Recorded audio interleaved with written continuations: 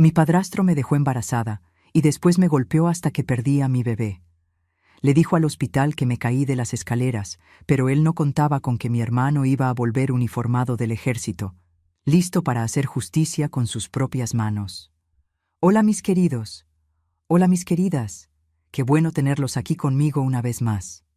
Mi nombre es Alicia Fernández Silva, tengo 72 años de edad y hoy vivo aquí en Monterrey, Nuevo León, en esta tierrita buena, donde el sol brilla fuerte y la gente tiene el corazón caliente. Pueden verme aquí sentada en mi mecedora con mi tejido en el regazo, haciendo unos manteles para vender en el tianguis del barrio todos los sábados por la mañana. Este arte del tejido lo aprendí cuando era bien jovencita todavía, con mi abuela materna, que tenía una paciencia de santa para enseñarme cada puntada, cada hilera. Hoy en día, es con este trabajo de mis manos que ayudo con los gastos de la casa y todavía me hago una lanita extra para comprar unos regalitos para mis nietos. Aquí en mi sala es sencilla, pero es acogedora. Tengo mi sillón viejito, pero cómodo, mi mesita de centro con el mantel que yo misma hice y esta mecedora que me regaló mi hijo mayor cuando cumplí 70 años. La ventana está abierta casi todo el día para dejar entrar la brisa y la claridad. Y de vez en cuando pasa un vecino en la calle y me saluda con una sonrisa. Es una vida tranquila, ¿saben? Una vida que conquisté después de pasar por muchas, pero muchas tormentas. Empecé a tejer de nuevo hace unos 15 años, cuando me jubilé de mi trabajo de auxiliar de limpieza en el hospital municipal. Fue una forma de ocupar las manos y la cabeza, de no estar rumiando el pasado. Y poco a poco se volvió una terapia, una alegría. Cada mantelito que hago, cada individual, cada camino de mesa, lleva un pedacito de mi historia, de mi superación. Antes de seguir contando mi historia, quería hacerles un pedido especial a ustedes que me están viendo ahora, mis amores. Si les está gustando este momento aquí conmigo, no olviden dejar ese like bien cariñoso en el video, ¿está bien? Y suscríbanse al canal Memorias de las Abuelas, activen la campanita de las notificaciones para no perderse ninguna historia que vengo a compartir con ustedes. Y cuéntenme aquí en los comentarios desde qué ciudadcita me están viendo este video y a qué horita del día encontraron esta historia de la abuela Alicia aquí. De mañanita temprano, después de la comida, descansando un poquito, o de nochecita antes de dormir. Yo leo todos, pero todos los comentarios, y me pone tan feliz saber de dónde son y qué momento del día dedican para escuchar estas historias de vida. Cuéntenme, ¿va? Vamos a hacer una cadena de cariño, una red de afecto. Hoy quiero compartir con ustedes una historia muy difícil de mi vida, muy dolorosa. Es una historia que involucra traición, sufrimiento y una injusticia que marcó para siempre mi corazón. Pero también es una historia de justicia, de un hermano que volvió en el momento justo para salvarme, de fuerza que yo ni sabía que tenía dentro de mí. Así que prepárense, mis queridos, porque lo que voy a contar no es fácil de escuchar, pero necesita ser dicho. Necesita ser compartido para que otras personas que estén pasando por situaciones parecidas sepan que existe salida, que existe esperanza, que la justicia puede sí llegar, aunque todo parezca perdido. Voy a volver muchos años en el tiempo, allá por mis 18, 19 años, cuando mi vida todavía parecía tener un futuro brillante por delante, cuando todavía creía que las personas eran buenas por naturaleza. Voy a contar desde el principio, desde cuando todo empezó a desmoronarse, para que entiendan bien cómo pasaron las cosas y cómo llegué hasta aquí, a esta paz que tengo hoy. Yo nací aquí mismo en Monterrey, en una casa humilde, pero llena de amor, en la colonia Independencia.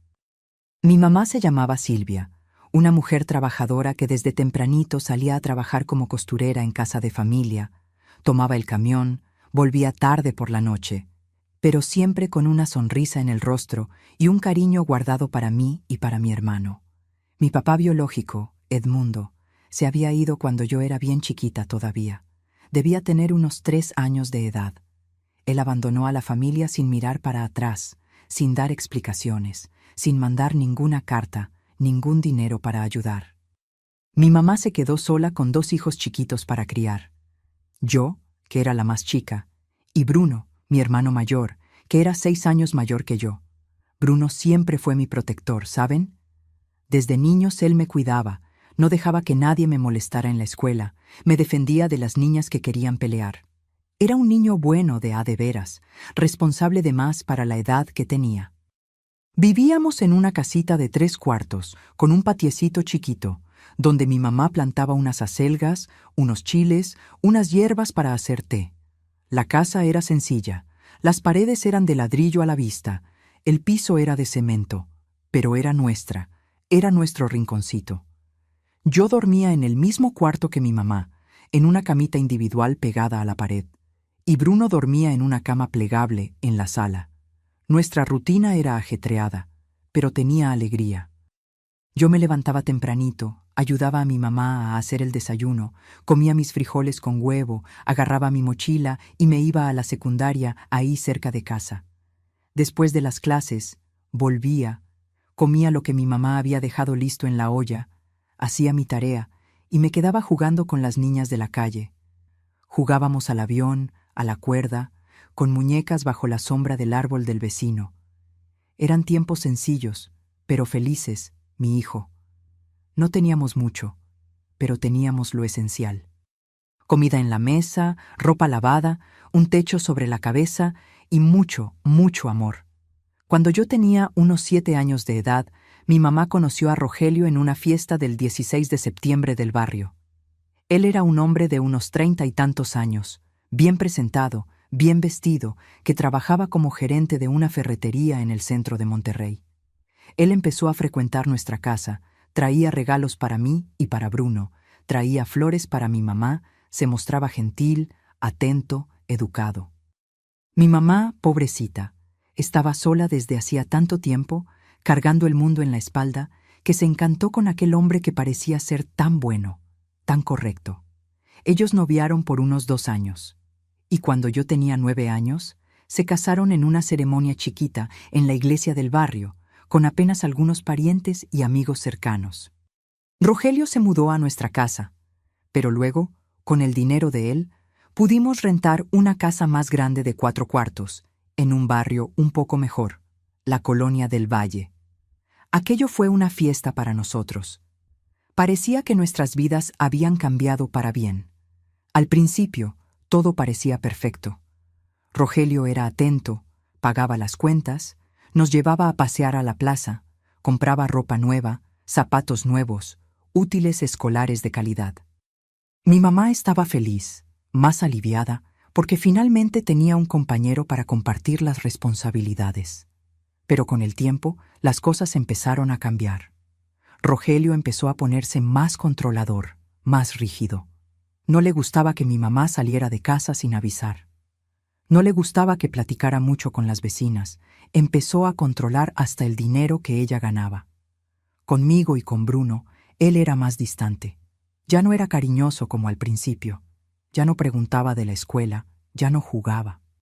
Bruno, que ya era adolescente en esa época, empezó a notar esos cambios y se ponía desconfiado. Pero mi mamá siempre pedía que tuviéramos paciencia. Decía que todo matrimonio tenía sus altibajos. Cuando yo tenía 12 años, Bruno, que ya tenía 18, decidió que se iba a alistar en el ejército. Él pasó el proceso de selección y fue a servir en una ciudad lejos, en el interior del estado. Después lo transfirieron a la región norte del país. Fue una tristeza enorme cuando él se fue, porque perdí a mi mayor protector, a mi hermano, que siempre había estado a mi lado. Pero la vida tenía que seguir y yo fui creciendo, entrando en la adolescencia, convirtiéndome en una jovencita. Los años fueron pasando, fui terminando la secundaria, entré a la preparatoria y seguía viviendo en aquella casa con mi mamá y Rogelio. Mi relación con él siempre fue distante, formal. Él nunca fue un papá de verdad para mí. Pero lo respetaba porque era el esposo de mi mamá, porque ayudaba con los gastos, porque parecía ser un hombre de bien ante la sociedad. Ah, cómo engañan las apariencias, mis queridos. Cómo uno puede vivir al lado de un monstruo sin darse cuenta hasta que sea demasiado tarde. Cuando cumplí 16 años, empecé a notar unas miradas diferentes de Rogelio, unos comentarios inapropiados sobre mi apariencia, sobre mi ropa. Me sentía incómoda, pero no sabía bien cómo reaccionar. No sabía si era impresión mía o si realmente había algo malo ahí. Mi mamá trabajaba mucho, salía temprano en la mañana y volvía solo de noche, y yo me quedaba muchas veces sola en casa con él. Empecé a evitar quedarme sola con Rogelio, me iba a casa de amigas, me quedaba en la biblioteca de la escuela, inventaba pretextos para salir de casa, pero no siempre resultaba. Y poco a poco aquella incomodidad fue creciendo, se fue volviendo un miedo, una opresión en el pecho, cada vez que escuchaba su puerta abriéndose de noche. Fue cuando cumplí 18 años que las cosas empeoraron de verdad, mis queridos. Yo había terminado la preparatoria ese año y estaba estudiando para intentar entrar a una universidad, haciendo un curso popular de mañana y trabajando de tarde en una tiendita de ropa en el centro de Monterrey para ayudar con los gastos de casa. Mi mamá seguía trabajando como loca, ahora en 2 casas de familia diferentes, y Rogelio había sido promovido en la ferretería. Viajaba bastante a otras ciudades por negocios. Cuando él estaba en casa, yo evitaba al máximo estar cerca de él, pero a veces era imposible escapar. Él empezó a inventar pretextos para llamarme a la sala cuando mi mamá no estaba. Decía que necesitaba platicar sobre las cuentas de casa, sobre mis estudios, sobre mi futuro. Yo iba con el corazón oprimido, me sentaba en la orilla del sillón, respondía todo con monosílabos y huía en cuanto podía. Una noche, me acuerdo como si fuera hoy, era un viernes de julio. Mi mamá había avisado que iba a dormir en casa de la patrona porque iba a haber una fiesta al día siguiente y ella necesitaba ayudar desde temprano. Yo me quedé en casa, tenía examen del curso el lunes y necesitaba estudiar. Cerré la puerta de mi cuarto con llave, puse música bajita para concentrarme y me quedé ahí con mis libros y cuadernos. Pero allá por las 10 de la noche, escuché la puerta de mi cuarto abriéndose despacio. Yo estaba segura de que había cerrado con llave, pero Rogelio tenía una copia de la llave de todos los cuartos de la casa. Mi corazón se aceleró. Él entró, cerró la puerta detrás de él y vino a sentarse en la orilla de mi cama. Yo me quedé paralizada, sin poder ni hablar, solo mirándolo con los ojos muy abiertos de miedo. Él empezó a hablar con una voz baja, pastosa, diciendo que yo estaba bonita, que había crecido, que ya no era una niña. Cada palabra de él era como una puñalada en mi pecho. Yo intenté alejarme, encoger el cuerpo contra la pared, pero él puso la mano en mi rodilla y me congelé completamente. «Alicia», dijo, «tú sabes que yo los cuido, ¿verdad? Pago todo en esta casa, les doy todo lo que necesitan. Y ahora tú ya eres una jovencita, ya puedes corresponder, ¿entiendes?» Yo moví la cabeza diciendo que no. Intenté hablar, pero mi voz no salía. Él siguió diciendo cosas horribles, cosas que me hicieron sentir sucia solo de escuchar.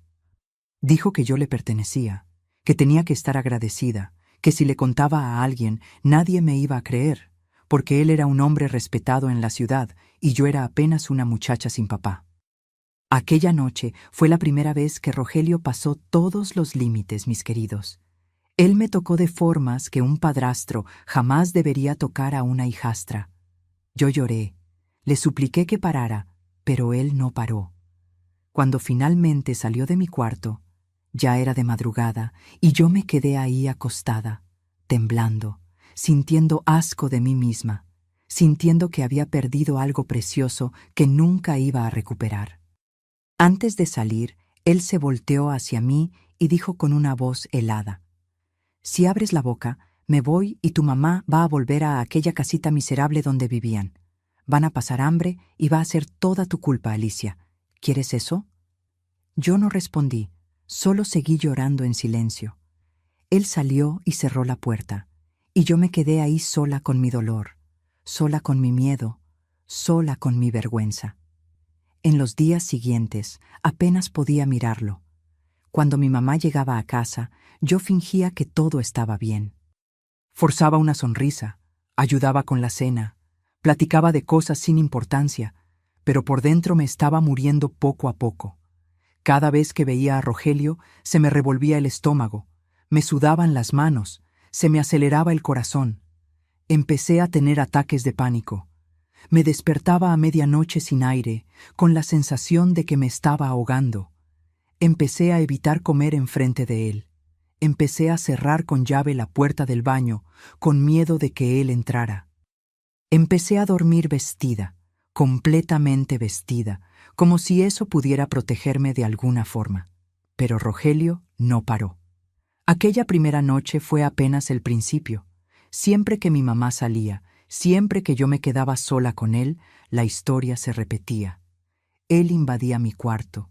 Él hacía lo que quería y yo me quedaba ahí paralizada por el miedo, por la vergüenza, por la sensación de impotencia. Intenté cerrar la puerta con muebles, pero él la forzaba. Intenté dormir en la sala, pero él me cargaba de vuelta al cuarto. Intenté quedarme despierta toda la noche, pero en algún momento el cansancio vencía y él aprovechaba. Era una pesadilla sin fin, mis queridos. Una pesadilla que duraba meses y meses, corroyéndome por dentro, transformándome en una sombra de quien yo era. Perdí peso drásticamente. Mis amigas preguntaban si estaba enferma. Mi mamá me llevó al doctor, pensando que tenía anemia o algún problema de salud. El doctor no encontró nada malo físicamente. Dijo que debía ser estrés de los estudios y me recetó vitaminas. Pero, ¿cómo las vitaminas iban a curar lo que me estaba matando por dentro? Me alejé de las amigas, dejé de salir, dejé de sonreír. Me convertí en una persona apagada, sin vida, apenas existiendo, apenas sobreviviendo, día tras día. Pensaba en huir, pero ¿a dónde? No tenía dinero, no tenía a nadie. Pensaba en contarle a mi mamá, pero tenía tanto miedo de su reacción, miedo de que no me creyera, miedo de que me culpara. Rogelio me había convencido de que yo era la culpable, de que yo lo había provocado, de que yo era la equivocada en toda esta historia. Y yo, en mi inocencia, en mi fragilidad, empecé a creerlo. Pasaron meses en esa situación horrible, meses que parecían años. Empecé a tener pensamientos terribles, pensamientos de acabar con todo, de aventarme frente a un carro, de tomar una dosis excesiva de medicamentos. Pero algo dentro de mí, una chispita chiquita, pero terca, todavía resistía. Todavía quería vivir. Todavía tenía esperanza de que un día aquello iba a acabar, de que un día iba a ser libre. Yo rezaba todos los días, arrodillada frente a la imagen de la Virgen de Guadalupe en mi cuarto, pidiendo fuerza, pidiendo protección, pidiendo un milagro. Fue entonces que pasó lo peor. Cuando yo acababa de cumplir 19 años, me di cuenta de que mi menstruación estaba atrasada. Al principio, pensé que era el estrés, lo emocional alterado, porque ya me había pasado que se atrasara algunos días antes. Pero cuando pasó de un mes, después 2 meses, empecé a desesperarme. Mi cuerpo estaba diferente. Mis pechos estaban doloridos e hinchados. Tenía náuseas por la mañana. Estaba cansada todo el tiempo. Yo sabía lo que eso significaba, pero no quería creerlo. No podía ser. No podía estar pasándome a mí. Un día que logré salir de casa sola, fui a una farmacia lejos de mi barrio, donde nadie me conocía, y compré una prueba de embarazo. Me temblaban tanto las manos que apenas pude sacar el dinero de la bolsa. La muchacha de la farmacia me miró con lástima. Debe haber notado mi desesperación. No tuve valor de hacer la prueba en casa por miedo de que Rogelio se diera cuenta. Fui a una plaza comercial, entré al baño de mujeres de un restaurante, cerré la puerta del cubículo con llave e hice la prueba ahí mismo, con el corazón golpeando en el pecho, con las manos sudadas, con una oración en los labios. Esperé los 3 minutos más largos de mi vida. Cuando miré la prueba y vi esas 2 líneas marcadas, claras, inconfundibles, mi mundo se derrumbó. Me fallaron las piernas y me caí sentada en el piso de aquel baño sucio, abrazándome a mí misma, llorando en un silencio desesperado. Estaba embarazada de mi padrastro. Aquello era la confirmación de mi pesadilla. Era la prueba de que aquel horror tenía consecuencias reales, permanentes. ¿Cómo iba a esconder un embarazo? ¿Cómo iba a explicar aquello? ¿Qué iba a hacer? Me quedé ahí en aquel baño por casi 1 hora, llorando, temblando, sin poder levantarme. Otras mujeres tocaban la puerta, preguntaban si estaba bien, pero yo no podía responder. Finalmente junté fuerzas, me lavé la cara, escondí la prueba en el fondo de la bolsa y salí de ahí como un zombi. Volví a casa en estado de shock, solo funcionando en automático. Subí directo a mi cuarto, cerré la puerta con llave y me quedé ahí acostada, mirando al techo, intentando procesar esa información devastadora. En los días siguientes, intenté esconder, intenté fingir que nada estaba pasando, pero los síntomas empeoraban. Las náuseas eran constantes. Vomitaba toda mañana. Tenía que disimular, decir que era algo que había comido. Mi panza todavía no había crecido, pero yo sabía que era cuestión de tiempo. Necesitaba contarle a Rogelio, por más que le tuviera pavor, porque aquello lo involucraba a él también. Tal vez, pensé en mi inocencia, tal vez él tome alguna responsabilidad. Tal vez ayude de alguna forma. Fue un domingo por la mañana, cuando mi mamá había salido al mercado bien tempranito, que decidí contar. Rogelio estaba en la sala, leyendo el periódico, tomando café. Yo bajé las escaleras con las piernas flojas, con la prueba de embarazo escondida en el bolsillo del pantalón. Me senté en la orilla del sillón, lejos de él, y me quedé en silencio por unos minutos, intentando juntar valor. Él notó que yo quería decir algo y preguntó con aquella voz que yo tanto odiaba. «¿Qué pasó, Alicia? ¿Quieres dinero para algo?» Yo respiré hondo, saqué la prueba del bolsillo con la mano temblando y se la mostré. «Estoy embarazada», dije, casi sin poder hacer salir mi voz. Él se quedó mirando la prueba por unos segundos, como si no estuviera entendiendo lo que veía. Después, su cara se fue poniendo roja, las venas del cuello se le hincharon y se levantó del sillón de un brinco. «¿Qué? ¿Estás embarazada?», gritó, y yo me encogí toda con miedo de que los vecinos escucharan.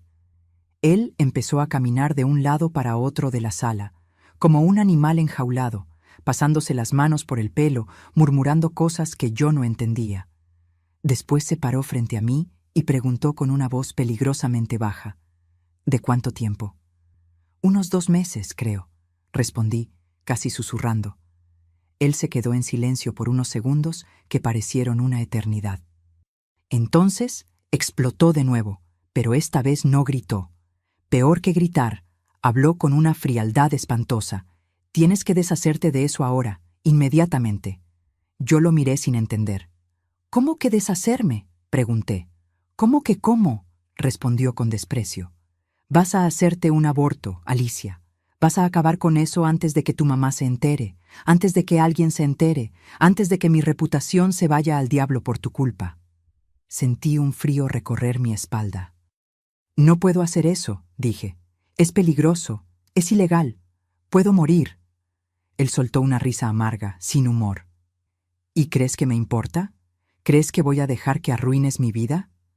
Vas a hacer lo que te estoy ordenando. O si no...». No terminó la frase, pero la amenaza estaba clara en sus ojos. Yo empecé a llorar, a suplicar, a decir que tenía miedo, que no sabía cómo hacer, pero él no quería escuchar. Dijo que conocía unas personas, unas clínicas, unas mujeres que resolvían esos problemas. Dijo que iba a arreglar todo, que yo solo necesitaba obedecer. Pero yo me negué. Por primera vez en meses encontré fuerzas para decir no. «No voy a hacer eso», dije con una voz firme que yo ni sabía que tenía. «Tengo miedo de morir. Si quieres deshacerte de este bebé, vas a tener que matarme a mí también». Fue la primera y última vez que desafié a Rogelio abiertamente, y lo que vi en su cara en ese momento me aterrorizó. Fue odio puro, rabia incontrolable y algo más, una determinación fría, calculadora, que me hizo darme cuenta de que él era capaz de cualquier cosa para proteger su imagen, su vida cómoda. Los días siguientes fueron un infierno, todavía peor que antes, mis queridos. Rogelio empezó a presionarme todos los días, varias veces al día. Cuando mi mamá no estaba cerca, él me acorralaba, me amenazaba, me presionaba.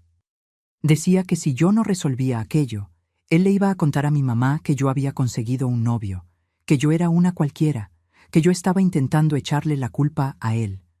Decía que nadie me iba a creer, que todo el mundo en la ciudad sabía que él era un hombre honrado, un trabajador, un ciudadano ejemplar, y que yo era solo una muchacha problemática, una adolescente perturbada, una mentirosa. Él empezó a controlar cada aspecto de mi vida todavía más que antes. Agarraba mi celular todas las noches, revisaba mis mensajes, mis llamadas, no me dejaba salir sola. Siempre inventaba un pretexto para mi mamá de que no era seguro, de que la ciudad estaba peligrosa. Controlaba el dinero que yo ganaba en la tiendita. Decía que lo iba a guardar para mí, pero en realidad quería mantenerme dependiente de él. Yo era una prisionera en mi propia casa, vigilada las 24 horas del día por mi verdugo. La panza empezó a crecer lentamente, pero perceptiblemente. Yo usaba ropa cada vez más suelta, blusas enormes, vestidos flojos. Dejé de usar pantalones de cintura baja. Empecé a usar solo pantalones de cintura alta que escondían la pequeña protuberancia que empezaba a aparecer. Mi mamá comentó algunas veces que yo estaba engordando, que debía cuidar la alimentación. Ella no tenía ni idea de que ese peso extra no era gordura. Yo cambiaba el tema, decía que era hinchazón, que era el período, que era retención de líquidos. Y ella me creía, porque ¿por qué sospecharía? ¿Por qué imaginaría la verdad horrible que estaba pasando debajo de sus narices? Rogelio se ponía cada vez más nervioso cada día que pasaba. Yo veía en sus ojos la desesperación creciendo, la rabia aumentando. Él empezó a beber más, cosa que raramente hacía antes. Llegaba a casa con olor a tequila, se quedaba caminando por la casa murmurando solo, mirándome con aquellos ojos llenos de odio y pánico. Yo sentía que algo malo iba a pasar, que él estaba planeando algo, pero yo no tenía cómo huir, no tenía a dónde ir, no tenía cómo protegerme. Cuando yo estaba con casi 4 meses de embarazo, pasó el peor día de mi vida. Era un sábado por la tarde, un día caluroso y sofocante de noviembre. Mi mamá había ido a visitar a su hermana, que vivía en una ciudad vecina. Iba a pasar el fin de semana allá y solo iba a volver el domingo por la noche. Yo me quedé sola en casa con Rogelio, y desde temprano me di cuenta de que él estaba diferente, más nervioso, más agitado, bebiendo desde temprano, lo que no era normal. Yo me encerré en mi cuarto después de la comida, con miedo, con un presentimiento malo que no me dejaba en paz. Allá por las 5 de la tarde, yo estaba acostada en la cama, intentando leer un libro, pero sin poder concentrarme, cuando escuché pasos pesados en el pasillo, pasos que venían en dirección a mi cuarto. Mi corazón empezó a latir más rápido. Los pasos se detuvieron frente a mi puerta. Escuché la manija girar, pero la puerta estaba cerrada con llave. «Alicia, abre esa puerta».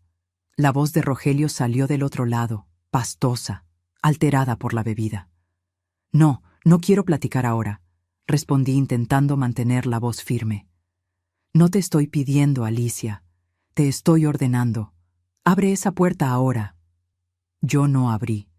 Me quedé en silencio, rezando para que él desistiera, para que se fuera. Pero lo que pasó fue lo contrario.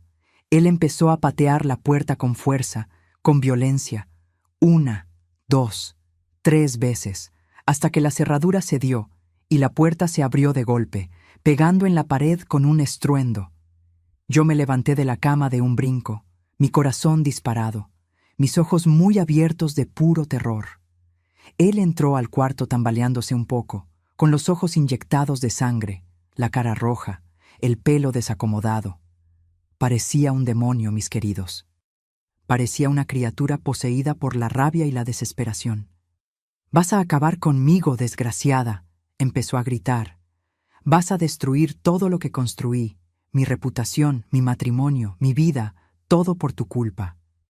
Yo retrocedí hasta pegarme a la pared, sin tener a dónde correr. «Yo no hice nada», lloriqueé. «Tú fuiste quien me hizo esto. Tú, quien me obligó. Aquello solo lo puso más furioso. Él avanzó hasta mí. Me agarró del brazo con una fuerza brutal que me hizo gritar de dolor. Yo no te obligué a nada. Tú quisiste. Tú provocaste. Tú que andas por esta casa con esas ropas, tentándome, y ahora quieres echarme la culpa a mí. Él empezó a arrastrarme fuera del cuarto. Yo intenté soltarme, intenté agarrarme del marco de la puerta, pero él era mucho más fuerte. Él me jaló hasta el pasillo, hasta lo alto de las escaleras que daban al piso de abajo. Yo miré para abajo y sentí un vértigo, un miedo que me paralizó completamente. Por favor, supliqué. Por favor, no hagas esto, por el amor de Dios. Pero él no estaba escuchando. Estaba completamente fuera de sí. Sus dedos estaban clavados en mi brazo, lastimándome, marcándome. Debiste haber obedecido cuando te ordené resolver esto, dijo con una voz helada, espantosa. Ahora es demasiado tarde. Ahora voy a resolver a mi manera. Y antes de que pudiera procesar lo que estaba pasando, antes de que pudiera reaccionar, él soltó mi brazo y puso las dos manos en mi pecho y en mi panza y empujó. No fue un empujón ligero, no fue un empujón accidental, fue un golpe violento, brutal, con toda la fuerza que él tenía. Yo perdí el equilibrio completamente. Mis pies se despegaron del piso y empecé a caer. La caída pareció pasar en cámara lenta, mis queridos. Yo vi el techo, después la pared, después los escalones subiendo en mi dirección. Pegué la espalda en el primer escalón, la cabeza en el segundo, el hombro en el tercero. Seguí rodando, rodando, sin control, sin poder agarrarme de nada. Cada impacto era una explosión de dolor. Sentía mis huesos pegando en la madera dura de los escalones. Sentía mi cuerpo siendo aventado de un lado para otro, como un muñeco de trapo. Intenté gritar, pero el aire había salido de mis pulmones. Intenté protegerme, pero mis brazos no respondían. Cuando finalmente paré de rodar, estaba allá abajo, al pie de la escalera, acostada en una posición extraña, torcida. El dolor era indescriptible, mis queridos. Era como si todo mi cuerpo estuviera quemándose, como si cada nervio estuviera gritando de agonía. Pero peor que el dolor físico era el dolor que sentía en la panza, un dolor punzante, profundo, diferente de todos los otros. Puse la mano en la panza y sentí algo caliente y mojado. Miré para abajo y vi sangre, mucha sangre, manchando mi ropa, escurriendo por mis piernas, esparciéndose por el piso. «Mi bebé», logré susurrar. «Mi bebé». Intenté levantarme, pero mi cuerpo no obedecía. Intenté gritar por socorro, pero mi voz no salía. La visión empezó a nublarse. Todo empezó a ponerse oscuro en los bordes. Escuché pasos bajando las escaleras. Escuché la voz de Rogelio diciendo algo, pero no podía entender las palabras. Lo último que recuerdo antes de desmayarme fue la sensación de estar flotando, de estar saliendo de mi cuerpo, de estar yendo a un lugar muy lejos de ahí. Y después todo se puso negro. Cuando desperté, no sabía dónde estaba. Todo estaba blanco, muy blanco, y había un olor fuerte a medicamento y desinfectante en el aire.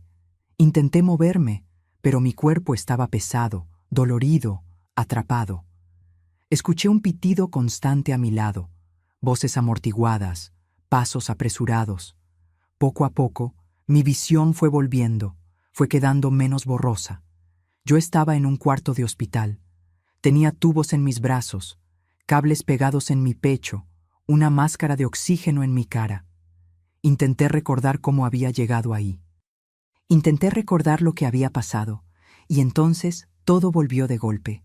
La discusión, el empujón, la caída, la sangre. Mi mano voló instintivamente a la panza, pero cuando toqué, ya no sentí aquella pequeña protuberancia que había venido creciendo en los últimos meses. Mi panza estaba plana, vacía. Un pánico absoluto se apoderó de mí.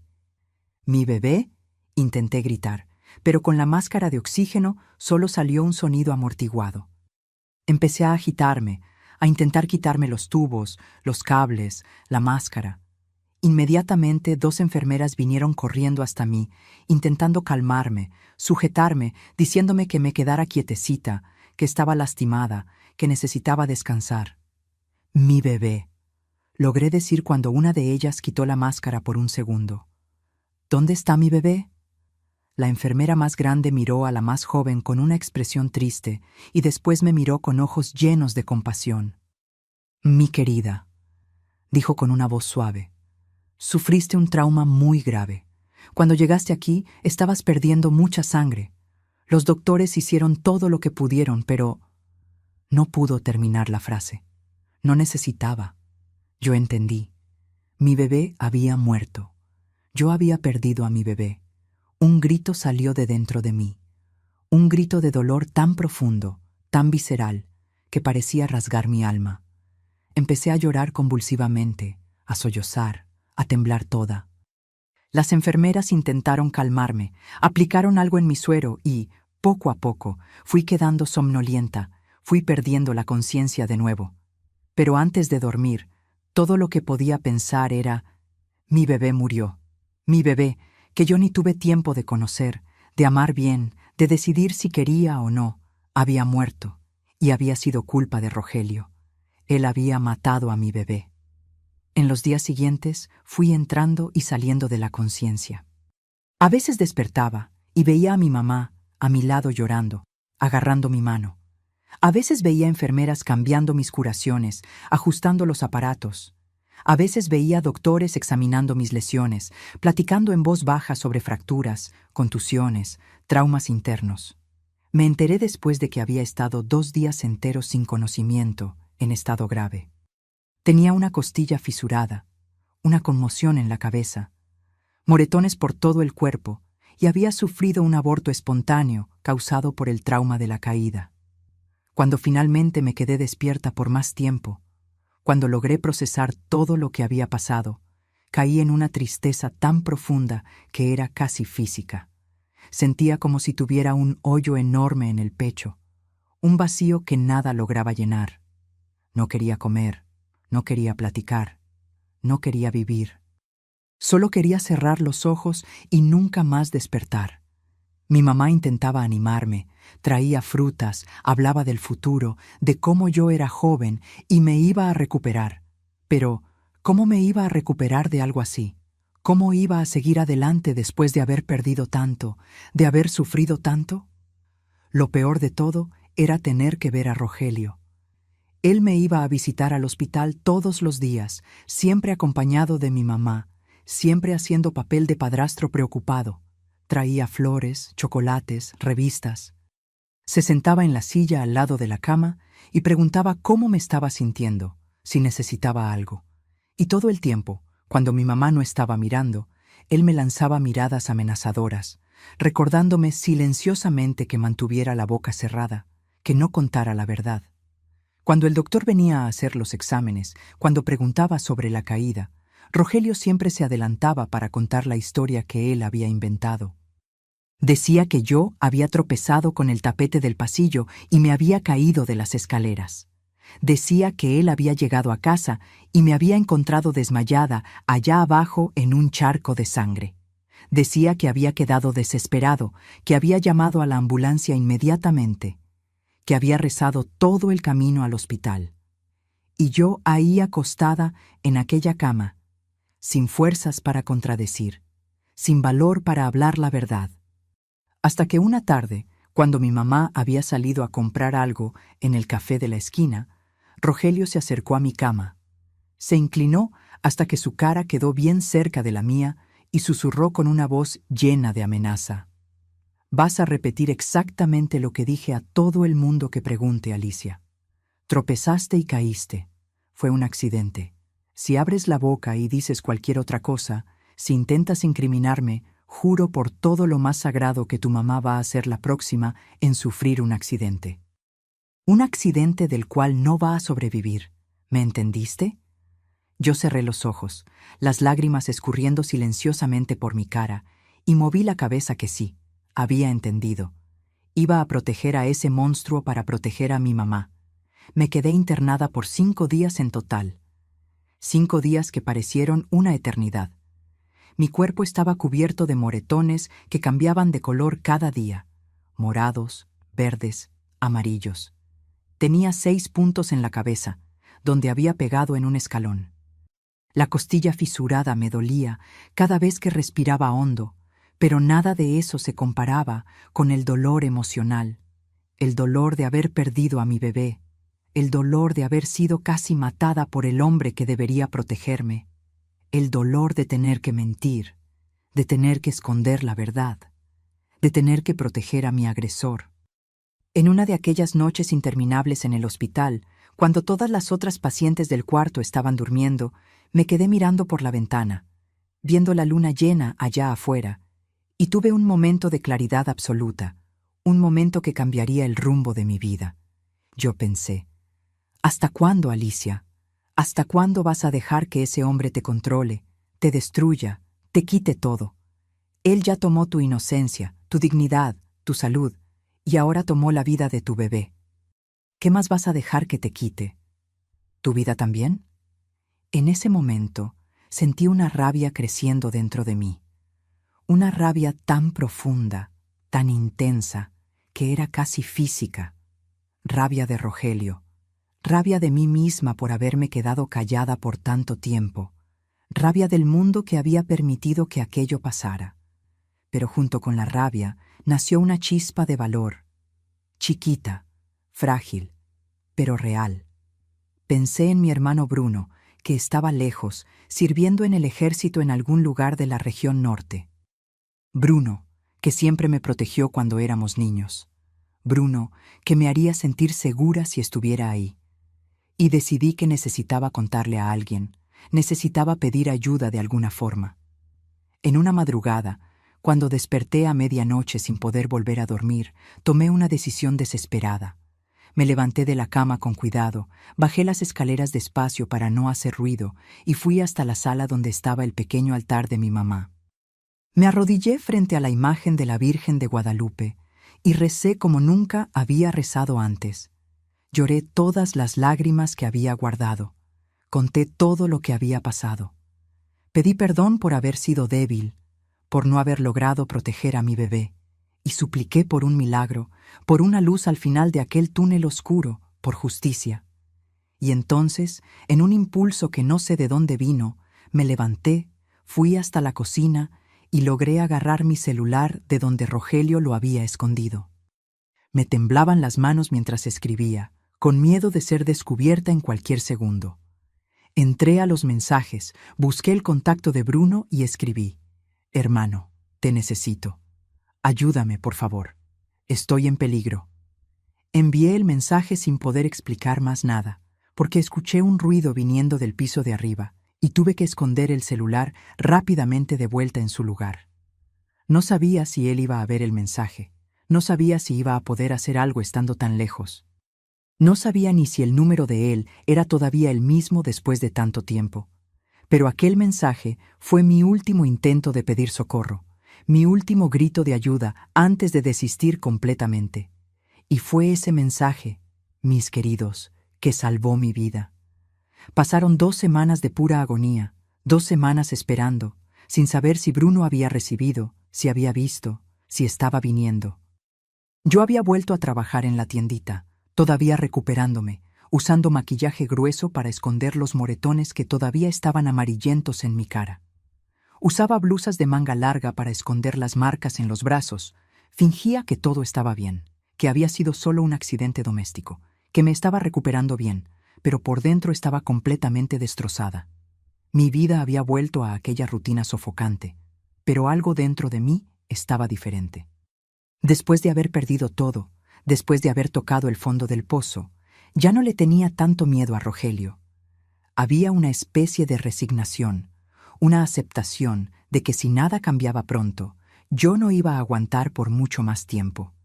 Yo estaba pensando cada vez más en métodos para acabar con todo, en formas de escapar de aquella situación de una vez por todas, aunque fuera a través de la muerte. Era en esos pensamientos sombríos que estaba sumergida cuando todo cambió. Era un jueves por la noche. Me acuerdo perfectamente de cada detalle. Yo estaba en mi cuarto, acostada en la cama, mirando al techo, sin ver nada, apenas existiendo. Eran como las 7 de la noche. Mi mamá estaba en la cocina preparando la cena. El olor de comida subía hasta mi cuarto. Rogelio estaba en la sala viendo televisión. Todo parecía un día más igual a los otros, una noche más interminable en aquel infierno. Fue cuando escuché el portón de casa abriéndose, el sonido inconfundible del metal chirriando. Me pareció extraño porque no estábamos esperando a nadie, y Rogelio normalmente cerraba el portón bien temprano. Hubo pasos en el patio, pasos firmes, pesados, determinados. Después el timbre sonó 1, 2, 3 veces. Escuché a Rogelio refunfuñando, apagando la tele, yendo a abrir la puerta. Escuché la puerta abriéndose y entonces escuché una voz que hizo que mi corazón se detuviera por un segundo. Una voz que yo no escuchaba hacía más de un año. Una voz que reconocería en cualquier lugar, en cualquier momento. Era la voz de Bruno. Me levanté de la cama de un brinco, ignorando el dolor que todavía sentía en el cuerpo. Corrí hasta la puerta del cuarto, la abrí y me quedé parada ahí en lo alto de las escaleras, mirando para abajo sin creer lo que estaba viendo. Ahí, parado en la puerta de la sala, todavía de uniforme militar completo, con la mochila en la espalda, alto, fuerte, bronceado, con aquella presencia que siempre me hizo sentir protegida, estaba mi hermano. Bruno había venido, él había recibido mi mensaje, él había venido a salvarme. Nuestros ojos se encontraron a través del hueco de la escalera, y en ese segundo eterno vi todo lo que necesitaba ver. Vi que él sabía. No sabía todo, no sabía los detalles, pero sabía que algo estaba muy, muy mal. Vi en sus ojos rabia, preocupación, determinación. Vi un hermano listo para luchar, para proteger, para hacer justicia. Y por primera vez en meses sentí una puntita de esperanza. Bajé las escaleras corriendo, sin ni pensar en las consecuencias, sin importarme que Rogelio estuviera ahí, sin importarme nada. Solo quería llegar hasta mi hermano. Quería sentir sus brazos protegiéndome como antes. Bruno me vio bajando y vino en mi dirección, encontrándose conmigo en medio de la escalera. Él me abrazó con fuerza, con urgencia, y yo me desmoroné completamente ahí en sus brazos. Empecé a llorar, a sollozar, agarrándome de él como si fuera mi tabla de salvación en un mar revuelto. Todas las emociones que había guardado, todo el dolor, todo el miedo, todo salió de una vez. Bruno me sostuvo firme por unos segundos. Después me alejó un poco. Agarró mi cara con las 2 manos grandes y callosas y me miró a los ojos con una intensidad que era casi espantosa. Su pulgar limpió una lágrima de mi cara con una delicadeza que contrastaba con la rabia que yo veía en sus ojos. «¿Qué te hizo él, Alicia?», preguntó bajito, pero con una voz tan cargada de emoción que parecía un trueno. «¿Qué te hizo ese desgraciado?». Yo no podía hablar, solo lloraba. Mi mamá había aparecido en la sala también, sin entender nada, secándose las manos en el trapo de cocina, preguntando qué estaba pasando, por qué Bruno había aparecido sin avisar, por qué yo estaba llorando de esa manera. Bruno me soltó despacio, me hizo sentar en el sillón con cuidado, como si yo fuera a romperme en cualquier momento, y entonces se volteó hacia Rogelio con una expresión que yo nunca había visto en su cara. Era una mezcla de rabia, asco, desprecio y una determinación fría, calculadora, peligrosa. «Necesito hablar con mi hermana», dijo Bruno. No preguntó. Su voz estaba baja, pero tenía un tono de mando que no admitía discusión. «A solas, ahora». Rogelio, que había quedado parado cerca de la puerta con cara de sorpresa y confusión, intentó inmiscuirse. «Pero Bruno, si es algo sobre la familia, tengo derecho a saber. Soy el esposo de tu mamá, el padrastro de Alicia. Yo...». Bruno no lo dejó terminar. Dio 2 pasos en su dirección y Rogelio automáticamente retrocedió. «Tú no eres familia de ella», dijo Bruno con una voz baja, pero peligrosa, cada palabra saliendo despacio, pesada.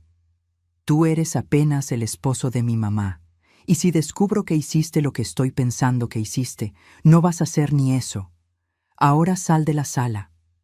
Mi mamá estaba perpleja, sin entender la hostilidad de Bruno, intentando intervenir, diciendo que Rogelio no merecía ser tratado así. Pero Bruno no estaba escuchando. Sus ojos estaban fijos en Rogelio, y por primera vez, desde que lo conocía, vi miedo real en la cara de mi padrastro. Él intentó mantener la compostura, intentó fingir indignación, pero su voz tembló cuando habló. Yo voy a estar en la cocina si me necesitan. Salió de la sala, pero se quedó ahí cerca, claramente intentando escuchar la plática. Bruno se arrodilló frente a mí, agarró mis manos en las de él y me miró con los ojos ya llenos de lágrimas. Alicia, dijo con la voz embargada, cuéntame todo desde el principio. No tengas miedo. Estoy aquí ahora. Nadie te va a lastimar nunca más. Lo juro por Dios. Y fue entonces que conté. Conté todo lo que había guardado por tanto tiempo, desde el principio, desde los primeros avances, cuando tenía 18 años recién cumplidos, hasta los abusos constantes, hasta el embarazo, hasta aquel día horrible en que él me empujó de las escaleras y perdí a mi bebé. Hablé bajito entre sollozos, pero dije todo, cada detalle doloroso, cada momento de terror, cada amenaza. Mi mamá se fue poniendo blanca, después roja, después pálida de nuevo. Ella empezó a mover la cabeza repitiendo, no, no puede ser, no es posible, como un mantra. Sus piernas fallaron y tuvo que apoyarse en el brazo del sillón para no caerse. Bruno estaba temblando de rabia contenida. Sus puños cerrados tan fuerte que los nudillos se pusieron blancos, su mandíbula trabada, una vena pulsando en la frente. Pero me dejó hablar. No me interrumpió. Solo agarró mis manos y me dejó vaciar todo aquel dolor, toda aquella verdad que había guardado por tanto tiempo. Cuando finalmente terminé de contar, cuando no tenía más palabras, cuando había dicho todo, me quedé ahí sentada, exhausta, vacía. Bruno se quedó unos segundos en silencio, apenas respirando hondo, intentando controlarse. Entonces se levantó despacio, muy despacio, de una manera que era más espantosa que si se hubiera levantado con rabia. Se volteó en dirección a la cocina y gritó con una voz que resonó por toda la casa: «Rogelio, ven a la sala ahora». Rogelio apareció en la puerta de la cocina, intentando mantener una apariencia de indignación, de ofensa, pero yo podía ver el miedo en sus ojos. Podía ver las manos temblando. «¿Qué es esto, Bruno? ¿Qué absurdo es este? Alicia está inventando...» Bruno no lo dejó continuar. Interrumpió con una voz helada. «Cállate. Te vas a quedar callado y me vas a escuchar. Antes de venir para acá, pasé por el hospital. Platiqué con el doctor que atendió a Alicia cuando llegó a emergencias. ¿Sabes qué me dijo?» Rogelio palideció visiblemente. Bruno continuó dando un paso en su dirección con cada frase. Me dijo que las heridas de ella eran incompatibles con una simple caída accidental. Me dijo que los moretones en la espalda de ella tenían claramente la forma de manos, de dedos, como si alguien la hubiera agarrado con fuerza y empujado. Me dijo que ella tenía marcas de dedos también en los brazos, morados, antiguos, de varios episodios diferentes.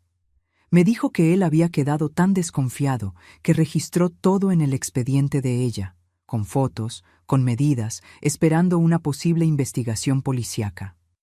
Rogelio empezó a tartamudear, a decir que aquello era especulación, que eran suposiciones, que no probaba nada, pero su voz estaba fallando, su cuerpo estaba temblando.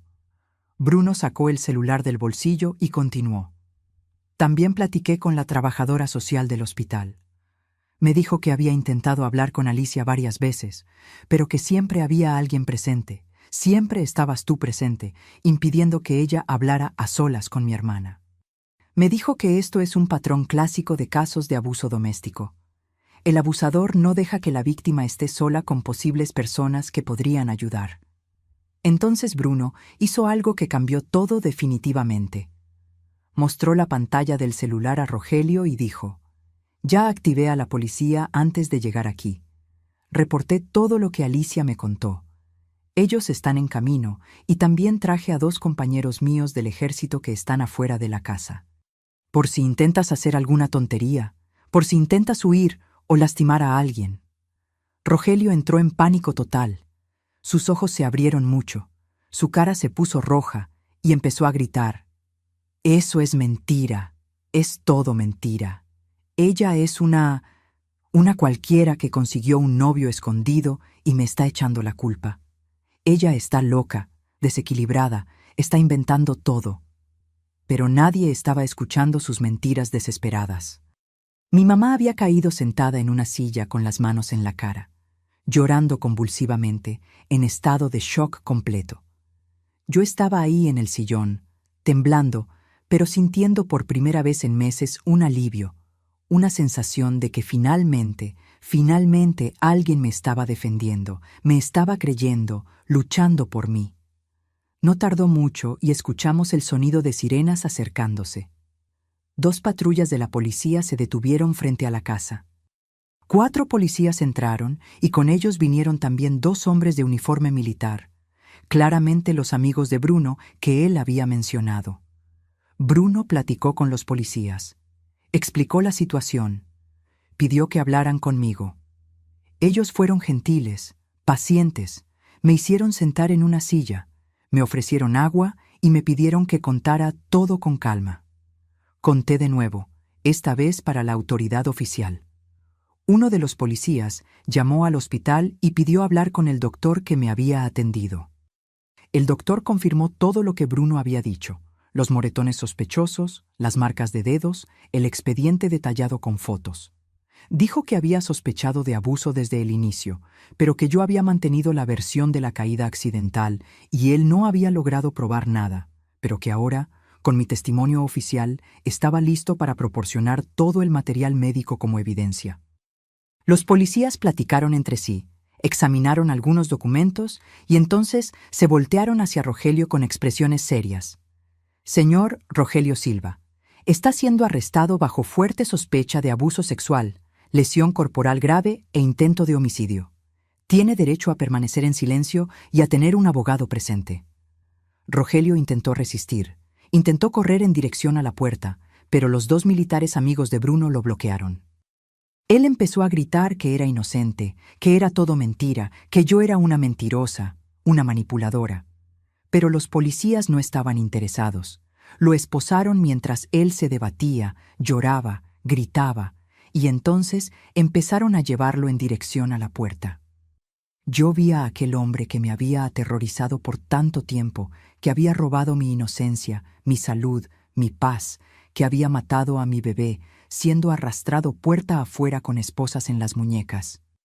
Él estaba patético, llorando, suplicando, diciendo que era un hombre de bien, un ciudadano respetable, que aquello iba a arruinar su reputación. Cuando pasó por mí, intentó mirarme, intentó lanzarme una última mirada amenazadora, intentó hacerme sentir miedo una vez más, pero yo no sentí nada. Yo lo miré a los ojos, y por primera vez en la vida no sentí miedo de él. Sentí apenas alivio de que aquella pesadilla estaba finalmente acabando. Los policías lo metieron en la patrulla y se fueron, las sirenas resonando por la calle, los vecinos todos en las ventanas viendo el escándalo. Mi mamá estaba en shock total, sentada en aquella silla, temblando, llorando, sin poder hablar. Bruno se arrodilló frente a ella, agarró las manos de ella y dijo suavemente: «Mamá, usted no tuvo la culpa. Él la engañó a todo el mundo. Pero se acabó ahora. Estoy aquí. Voy a cuidar de ustedes». En los días y semanas que siguieron, fue un torbellino de emociones, de procedimientos legales, de cambios. Bruno pidió licencia especial en el ejército para quedarse conmigo y con mi mamá durante todo el proceso. La historia se esparció por la ciudad y la reputación de Rogelio fue destruida. Mucha gente no creyó al principio. Después de todo, él era tan respetado, tan correcto en la apariencia. Pero cuando los dictámenes médicos fueron divulgados, cuando mi testimonio fue registrado oficialmente, cuando otras evidencias surgieron, la verdad salió a la luz. El caso fue a juicio algunos meses después. Yo di testimonio, lloré mucho, pero dije todo.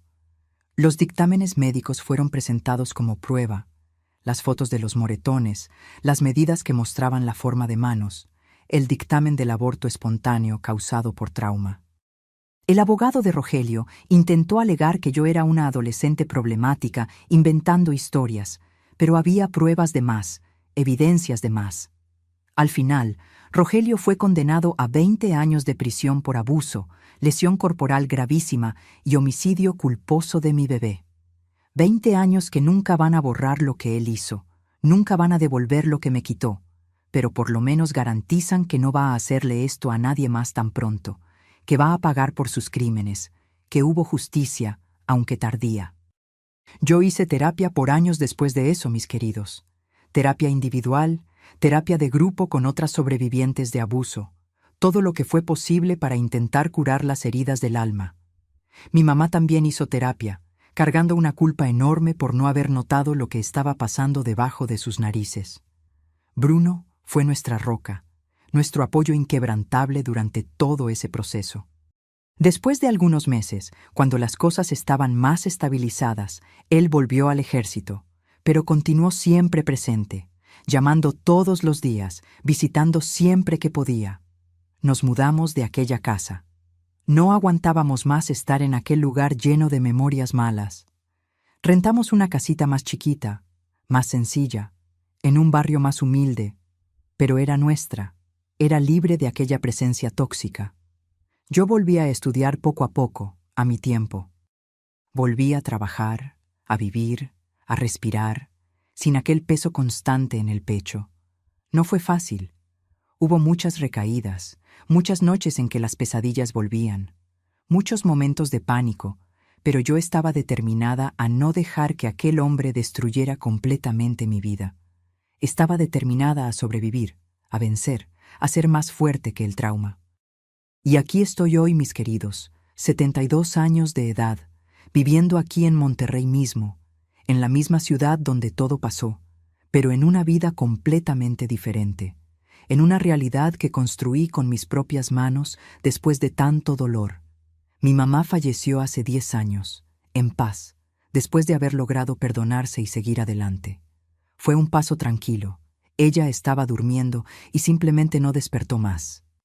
Antes de partir, me pidió perdón 1000 veces por no haberme protegido, y yo perdoné de corazón, porque sabía que ella también había sido engañada, manipulada por aquel hombre. Bruno se jubiló del ejército después de 30 años de servicio y vive en una ciudad vecina, Saltillo, con su familia. Él se casó con una mujer maravillosa, tuvo 3 hijos lindos, construyó una familia linda. Nos vemos siempre. Toda semana él viene a comer aquí conmigo, o yo voy a su casa.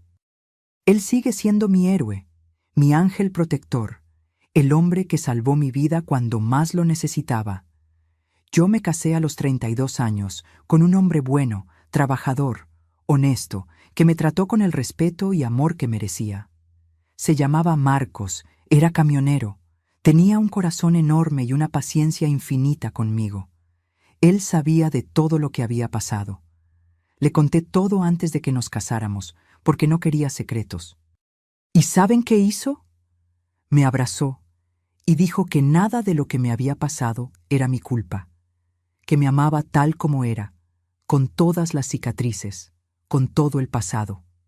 Tuvimos 2 hijos lindos, Mariana y Junior, que hoy ya son adultos, tienen sus propias familias y me dieron 4 nietos maravillosos que son la alegría de mi vida. Mi esposo Marcos falleció hace 5 años de infarto. Fue muy repentino. Fue un dolor enorme perderlo, porque él fue mi compañero, mi mejor amigo, mi puerto seguro por tantos años. Pero sé que viví a su lado los mejores años de mi vida. Él me mostró lo que era amor de verdad, respeto de verdad, compañía de verdad. Y por eso estoy eternamente agradecida. Hoy vivo sola en esta casita sencilla, pero acogedora, con mi tejido, mis plantas en el balcón, mis vecinos queridos que siempre saludan cuando pasan. Vendo mis manteles en el tianguis del barrio todos los sábados, hago mis dulces caseros para vender también. Cajeta, cocadas, palanquetas, todo hecho con mucho cariño. Tengo mi jubilación que da para vivir con dignidad. No tengo lujos, pero tengo paz. No tengo riqueza, pero tengo amor. Y eso, mis queridos, no hay dinero en el mundo que lo pague. Mis hijos me visitan todos los fines de semana. Traen a los nietos que llenan esta casa de ruido, de risas, de vida. Hacemos comida de domingo juntos. Yo hago mi pollo en mole con arroz rojo, mis frijoles charros, mi ensalada, mis delicias típicas de aquí de Nuevo León. Nos sentamos en la mesa, contamos historias, jugamos, reímos. Yo miro a aquellos niños corriendo por el patio y agradezco a Dios por haber sobrevivido, por haber tenido valor de denunciar cuando mi hermano apareció, por haber tenido un Bruno que no me abandonó cuando más lo necesité. Miro mi vida hoy y veo la prueba de que es posible recomenzar, de que es posible vencer el trauma, de que es posible ser feliz después de tanto sufrimiento. No fue fácil, mis queridos. Hubo mucha terapia, mucho llanto, muchas noches despierta con pesadillas. Hubo momentos que pensé que no iba a lograrlo, que iba a desistir, pero no desistí. Y ustedes que me están escuchando ahora, que tal vez están pasando por situaciones parecidas, por abusos, por violencia, por injusticia, no desistan. Somos más fuertes de lo que imaginamos. Mi relación con mi fe también cambió mucho después de todo lo que pasé. Yo cuestioné a Dios por mucho tiempo. Pregunté por qué había permitido que aquello me pasara.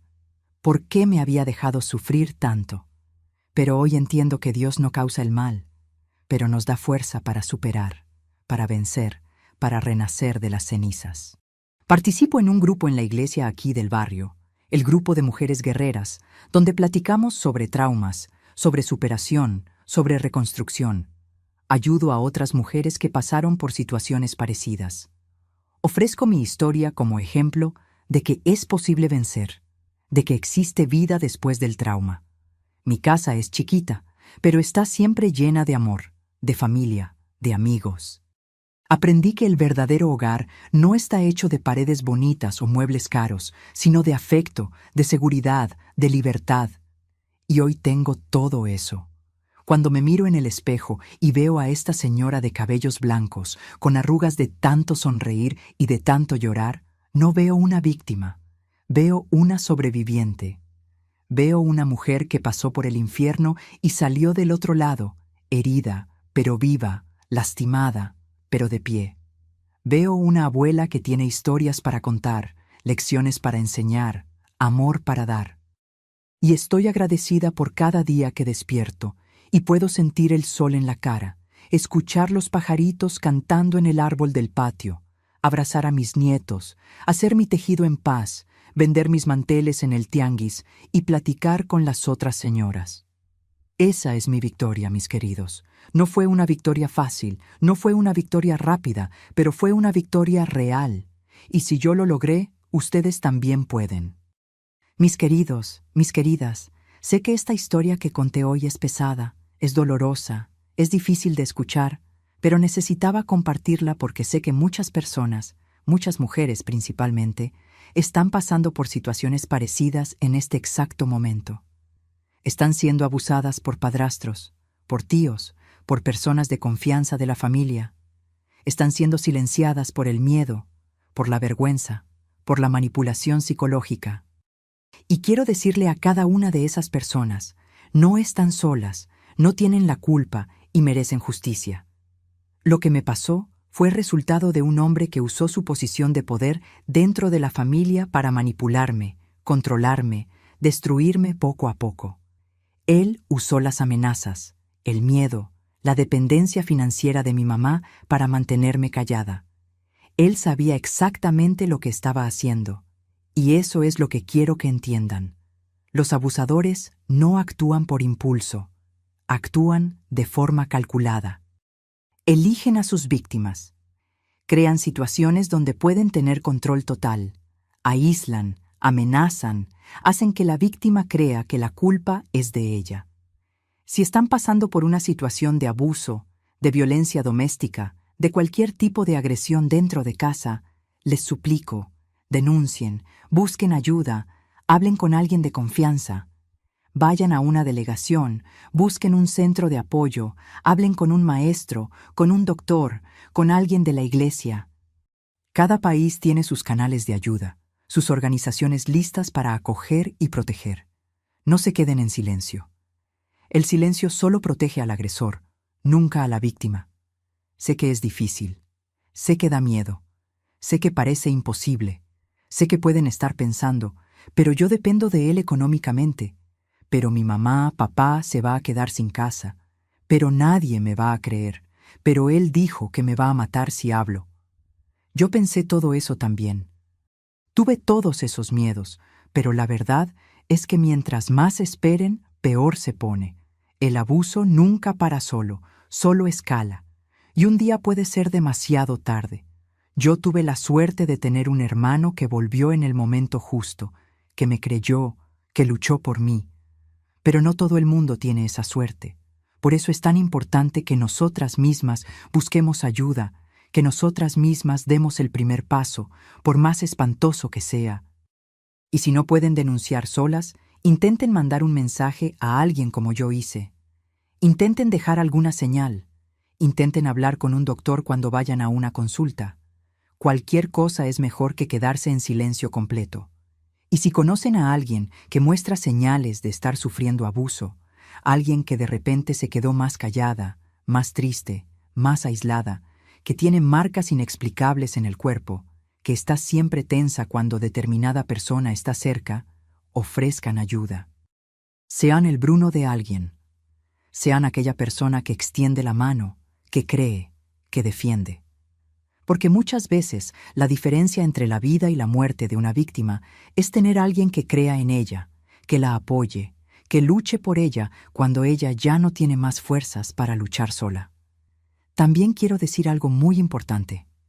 Si sufrieron abuso y tardaron tiempo antes de denunciar, si se quedaron años en silencio como yo me quedé, no se culpen. No es su culpa. El trauma hace cosas con nuestra mente, con nuestra capacidad de reaccionar. El miedo paraliza. La manipulación psicológica es real y poderosa. No son débiles por haberse quedado calladas. Son sobrevivientes por haber aguantado todo aquello. Y cuando finalmente logren hablar, cuando finalmente logren denunciar, aunque sea años después, son valientes, extremadamente valientes. Mi mensaje principal para ustedes es este. No desistan de ustedes mismas. No importa qué tan hondo hayan caído, siempre es posible levantarse. Siempre es posible recomenzar. Yo perdí un bebé, perdí años de mi juventud, cargué traumas profundos que me afectan hasta hoy. Pero hoy tengo una vida linda, llena de amor y propósito. El trauma no me definió, el dolor no me quebró completamente. Me reconstruí pieza por pieza, día tras día, y ustedes también pueden. Y ahora hago un pedido especial, urgente, para ustedes que me vieron hasta aquí, que escucharon esta historia entera, que entendieron el mensaje que estoy pasando. Ustedes que están viendo esto ahora, necesitan ayudarme a esparcir este mensaje. Necesito que se suscriban a este canal ahora, que activen la campanita de las notificaciones, porque necesito que estas historias lleguen a más personas, a más mujeres que necesitan escuchar que no están solas, que existe salida, que existe justicia posible. Dejen ese like en el video, por favor. No es solo un gesto, es una forma de hacer que este video llegue a más gente, a alguien que puede estar necesitando desesperadamente escuchar esto en este exacto momento. Compartan con alguien que crean que necesita escuchar este mensaje. Puede salvar una vida, puede dar valor a alguien para denunciar, puede cambiar el destino de una persona. Y escríbanme aquí en los comentarios apenas una palabra: fuerza. Solo esa palabra para que yo sepa que vieron hasta el final, que entendieron el mensaje, que van a llevar este recado de esperanza y resistencia al mundo. Esa palabra es un símbolo de solidaridad con todas las sobrevivientes de abuso, con todas las mujeres que están luchando, que están resistiendo, que están intentando escapar. Cuando vea esa palabra en los comentarios, voy a saber que hay un aliado más en esta lucha, una persona más dispuesta a ayudar, a creer, a apoyar. Háganlo ahora, mi hijo, mi hija. No esperen ni un minuto más. Mientras están viendo este video, puede haber alguien en la casa de al lado, en el departamento de arriba, en la calle de atrás, pasando exactamente por lo que yo pasé. Y tal vez, solo tal vez, si este video llega hasta esa persona, si este mensaje la alcanza, puede ser la diferencia entre ella continuar sufriendo en silencio o encontrar valor para buscar ayuda. Esta simple acción de dejar like, suscribirse, comentar, compartir, puede literalmente salvar vidas. Gracias del fondo de mi corazón por escucharme con tanto cariño, con tanta atención. Gracias por no haber desistido de escuchar, aunque la historia se puso pesada, difícil, dolorosa. Gracias por estar aquí conmigo en este momento. Hasta la próxima historia. Y recuerden siempre, son fuertes, mucho más fuertes de lo que imaginan. Son valiosos, únicos, preciosos. Merecen ser felices, merecen ser respetados, merecen vivir en paz y seguridad. Nunca, nunca dejen que nadie los convenza de lo contrario. Un beso grande en el corazón de cada uno de ustedes, con todo el amor y toda la fuerza de esta abuela guerrera aquí. Quédense con Dios, mis queridos, y recuerden, siempre hay esperanza, siempre hay salida, siempre hay vida después del trauma. Yo soy la prueba viva de eso.